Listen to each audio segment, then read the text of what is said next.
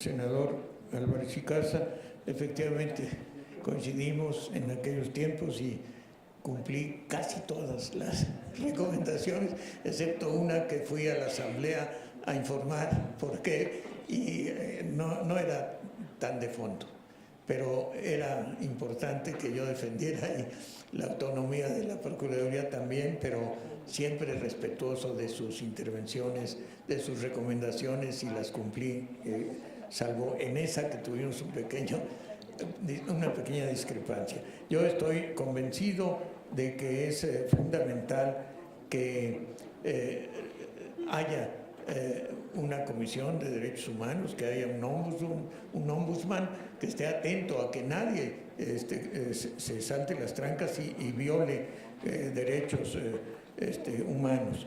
El diseño institucional respecto de este tema requiere más que de una reglamentación muy excesiva, muy extensa, o una organización muy grande de supervisiones sobre supervisiones, porque luego se pregunta quién supervisa al supervisor. Más que eso es que de arriba hacia abajo se dé el mensaje y el ejemplo de que no hay ninguna intención de violar derechos humanos, ni tampoco ninguna intención de dejar a nadie que merezca un castigo sin que se le persiga y se le ponga ante los tribunales para que ese castigo se le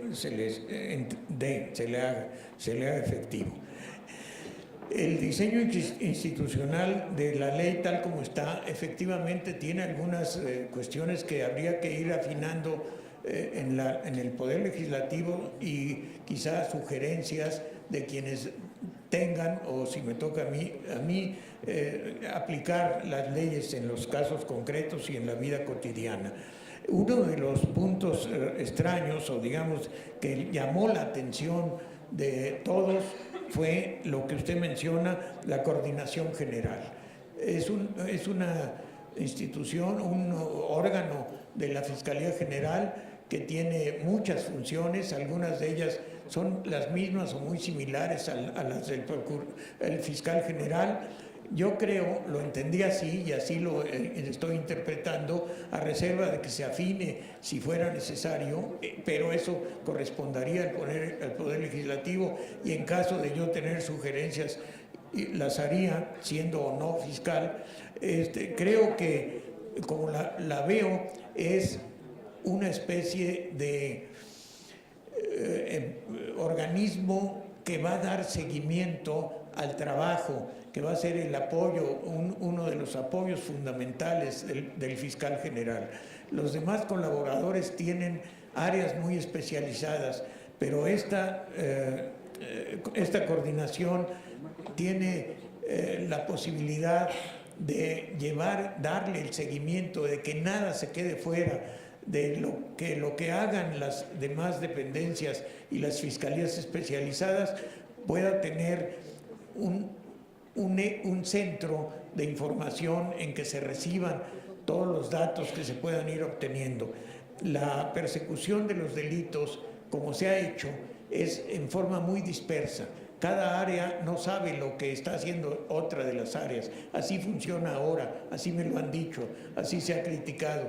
Bueno, yo daría a esta coordinación una función específica de coordinación, de recapitulación, o más bien de recolección de toda la información necesaria, porque los delitos se pueden combatir más si tenemos la información cruzada y suficiente.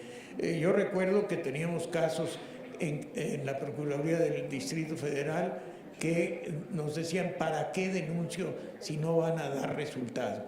Ya, denuncien, porque la información de un asunto, quizá ahí en ese asunto, en esa averiguación previa, no encontremos al culpable, pero si tenemos los datos de otro parecido y de otro y de un tercero y de un cuarto, vamos a compaginar esos datos, a cruzarlos, a armar el rompecabezas, y vamos a dar con los culpables, y muchas veces así resultó.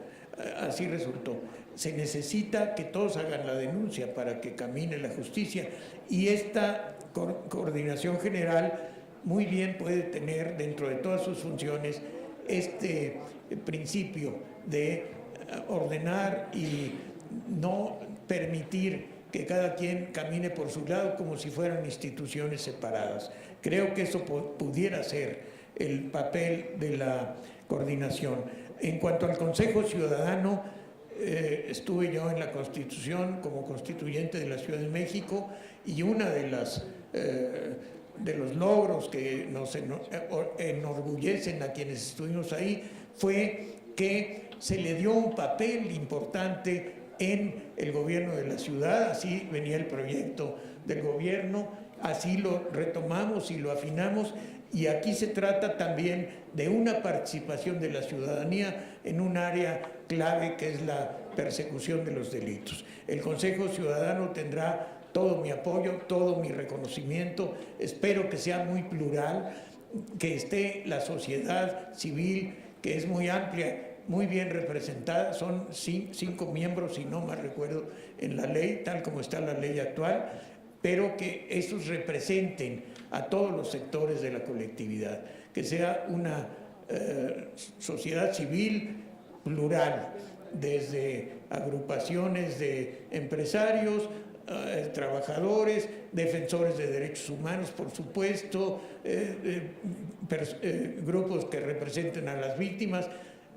Yo diría que para un fiscal general que tenga una buena intención, esa sociedad civil actuando, colaborando, participando, será muy bien recibida y será de gran ayuda y apoyo para un buen funcionamiento de la Fiscalía. Los estándares internacionales de derechos humanos, los estándares internacionales en cualquier cosa me preocupan siempre. Cuando escucho que hay que alcanzar los estándares internacionales, muchos están pensando en un solo país, en una sola nación. Yo creo que debemos de tener nuestros propios estándares, que tenemos que ambicionar a ser nosotros los que seamos imitados y no a buscar las imitaciones afuera. Estoy convencido de eso, pero también estaremos atentos a lo que se ha hecho bien en otros lugares y en otros países. El término es el que no me gusta mucho, pero reconozco que es algo positivo, que quizá yo tenga que irme acostumbrando a él, pero le diría que para los derechos humanos no tendría yo límite. Es un área que debe ser el centro, ya decía yo, el eje, uno de los objetivos de la Fiscalía, lograr que en todos los sectores sociales, que en toda la colectividad se respeten los derechos humanos de todos, especialmente de los más vulnerables. Las leyes contra la tortura y los tratos crueles, yo he escrito sobre ese tema, estoy en contra.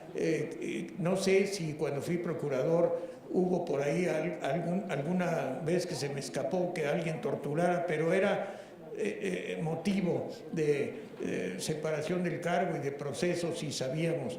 No era la consigna de ninguna manera, ni usábamos ese mecanismo para obtener la verdad. Estoy totalmente en contra de la tortura y de los tratos crueles. La Constitución mexicana habla también de que deben estar las penas de muerte, de violentas, habla de tratos crueles, del garrote, y una mención que hace la Constitución es a la infamia, a la pena de infamia, que es señalar antes de que se sepa si alguien es culpable, lo es. Ponerle el San Benito y pasearlo ante el público, como se hacía en el virreinato. Contra la infamia también, que nadie ha dicho muchas cosas y que no está en esa ley, había que incluirla. No debemos exhibir a los acusados como si ya fueran culpables. Algo se ha logrado, se le pone en los ojos una bendita, pero siguen presentándoseles como si fueran culpables. Esa es la pena de infamia, que no debe aplicarse tampoco, con nada de tortura. Ahora, la ley de desaparición de personas, pues es parte de la muy amplia legislación que debe de aplicar la Fiscalía General, y fundamental. No puede haber una sociedad en la que se destierre la violencia si del lado del Estado hay malos servidores públicos que emplean la violencia, que emplean tratos crueles o que se prestan a detener indebidamente a las personas, a desaparecerlas. Es fundamental aclarar los casos de desaparición de personas como el de Ayotzinapa. Me congratulo de que haya ya una comisión que esté comprometiéndose a trabajar en eso. Está pendiente la otra comisión que ordena un tribunal federal que se cree, le ordenó a la Procuraduría, y sería una herencia de la Fiscalía integrarla. Si me tocara a mí, está pendiente de que la Corte resuelva, pero si resuelve que hay que hacer la comisión, encantado, y si no, aún sin comisión, será uno de los casos para acabar con ese flagelo de las desapariciones forzadas. Y creo que nada más.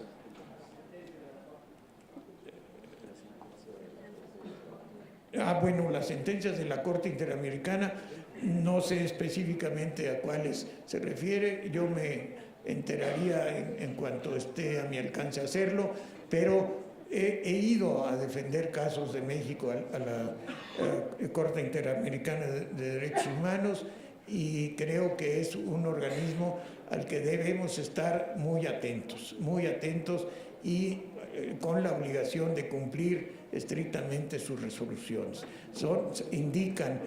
Hacen jurisprudencia, indican criterios y sirven, porque estamos en un mundo globalizado, y no solamente que se globalice el dinero y los negocios, sino también los derechos humanos, básicamente, y las buenas prácticas en este campo.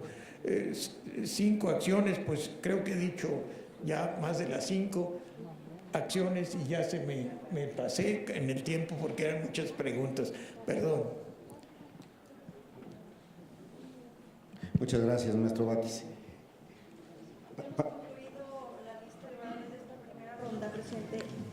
Anotaríamos a los senadores en el mismo orden de grupo parlamentario, si así lo consideraran pertinente sus grupos parlamentarios, para hacer una segunda pregunta. Yo creo que antes de eso, y tal como lo aprobamos en la comisión, haremos, me ha informado la Secretaría